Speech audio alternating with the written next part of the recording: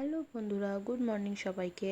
চলে আসলাম নতুন আরও একটা মেকিং ভিডিও নিয়ে। তো আজকের ভিডিওটা হচ্ছে একটা এমব্রয়ডারি জুয়েলারি চোকার সেট, যেটা আমি দুটো সেট বানাচ্ছি। তো সেটাই পুরো ভিডিওটা তোমাদের সাথে শেয়ার করছি। কেউ স্কিপ না করে পুরো ভিডিওটা দেখো, কারণ স্কিপ করলে প্রসেসগুলো বুঝতে পারবে না, আর বুঝতে না পারলে তোমাদেরও বানাতে প্রবলেম হবে। তো ফার্স্টেই দেখো, আমি একটা হোয়াইট কালারের একটা বেস ফ্যাব্রিক নিয়ে নিয়েছি। তার উপরে আমি স্কোয়ার করে নিয়েছি। আমার কতটা আমি চোকার হিসেবে দেব সেটা আমি মাপ করে একটা স্কোয়ার করে নিয়েছি। দেন তার ভিতরে আমি 5টা ফুল দিচ্ছি, আর বাদবাকি সাইড দিয়ে পাতা দিচ্ছি। তো সেই ফুলগুলো আমি করে এখন ফিনিশিং করছি।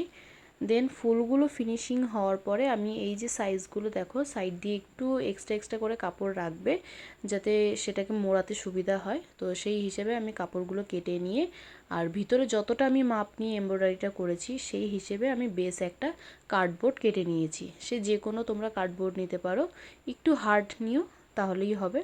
দেন আমি একটু মাপ করে কাপড়গুলো কেটে নিয়ে দেন সেটাকে ভালো করে গ্লু করে দিচ্ছি।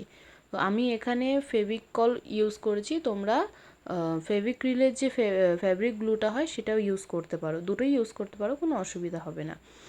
দেন আমি ব্যাক সাইডটাকে ভালো করে গ্লু দিয়ে একটা বেস ফ্যাব্রিক, যেটা একদম হালকা কালারের মধ্যে আমি নিয়েছি, সেটার মধ্যে আমি পেস্ট করে দিলাম খুব সুন্দর করে। দেখো আমি দুটো চোকার আগে করছি, দেন ইয়ারিংগুলো আমি একই প্রসেসে করব। আর এগুলোর ক্ষেত্রে খুব একটা জায়গা রাখার দরকার হয় না, কারণ এগুলো একদম সাইড দিয়ে আমি কেটে দেবো কাপড়গুলো। আর এরপরে দেখো আমি চোকারের দুটো সাইড দিয়ে তিনটে করে হোল করে নিয়েছি কম্পাস দিয়ে।